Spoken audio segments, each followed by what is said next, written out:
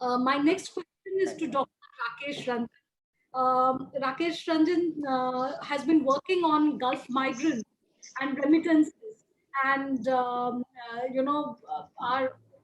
I think one of our greatest remittances that comes to India is from the Gulf. And now that seems to be threatened for various reasons. And it is a huge cause of worry, I would presume. So, Dr. Ranjan will take us through that. Dr. Ranjan? So thank you, madam. So what I'll do, I'll slightly go through Gulf issues.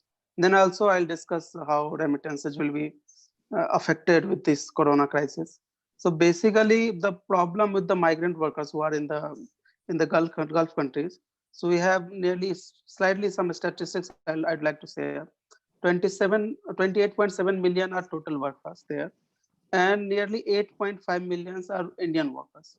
So even if we consider nearly 70%, every 70% are there, are migrant workers in the GCC. So nearly, I consider at least 40,000 Indians, 40,000 workers are infected currently. And this was estimated by Professor Rajan and all. The workers, the GCC is not a homogeneous geographical region. There are 6 different countries, and each countries have their own set of regulations to deal or treat workers. So, for example, Qatar is a kind of industrial unit today, like because of World Cup and all these things, so many construction things are going on. And Saudi Arabia, the problem is they don't consider many workers as workers. For example, domestic workers, they don't consider as workers, and for all other countries also. So the entire situation created by Corona in the Gulf region has actually created problem for each set of workers individually. Let's say Qatar. I'll go for Qatar because there are more problems of workers in Qatar. Qatar, mostly people are construction worker, and the moment this all phenomena, the crisis spreaded, the crisis started in Qatar. First thing they did, they isolated entire workers, like isolated workers camp, and they restricted mobility. So not just not just healthcare, the basic food and finances that are also in trouble in these for these workers. And again, for other countries, for example, let's say Oman has already said that they don't want workers. So and they have no, yesterday only they have passed some sort of law for this thing. So again, workers there, they have also stress because they know they'll not able to continue, so they have to return. So the entire crisis has been created for entire workers, and the most important problem which I see is by the government in the both the cases, in Indian government as well as GCC government. Basic problem is, even if someone is saying that there is a problem, there is a trouble, there is no one to actually talk about how they can survive with the problem. There is only one thing: let them come back. And even if they'll come back, there is no strategy for integration. So government should be careful and sensitive with the workers living there. And again, one more thing, Professor Jayasurya and Professor Sauser was also talking about the workers, the status of workers in GCC everywhere. And now I'm talking about GCC. There are evidences which says 10 to 50% of workers are irregular migrants in the GCC.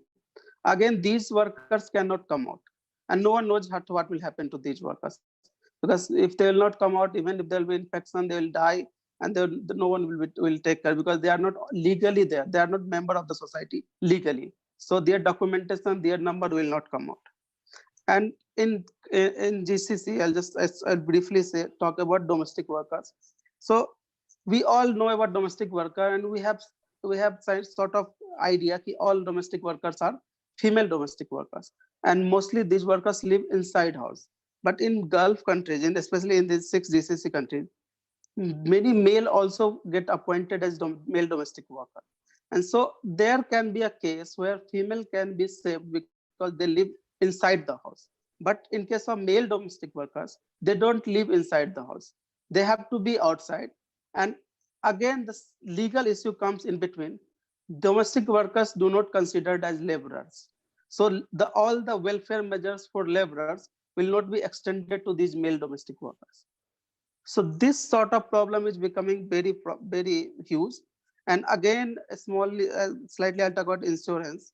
Most of these countries do not give health insurance to workers. What they say, employers will be responsible for health insurance.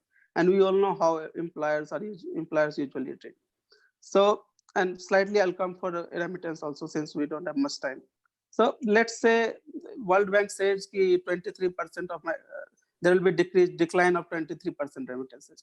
Let be very honest and just think whether it will be 23% or at least 50%. I don't think only 23%. I think the decline will be for more than 40% at least. And if it is more than 40%, then 1% of Indian GDP will at least decrease, because remittances last year remittances was like, for example, 2.8% of Indian GDP. So this 40% decrease is basically 1% of Indian GDP decrease, and this all money goes to rural market, the people, the needy people, individual household level.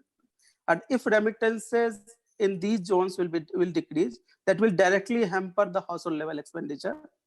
And again, slightly, since male members are not there, because male members will be stranded somewhere in the Gulf countries, they are not able to send remittances for these 3-4 months. So females will have to suffer, because there are so many things to discuss in the GCC itself. So I don't know where to stop and where to take.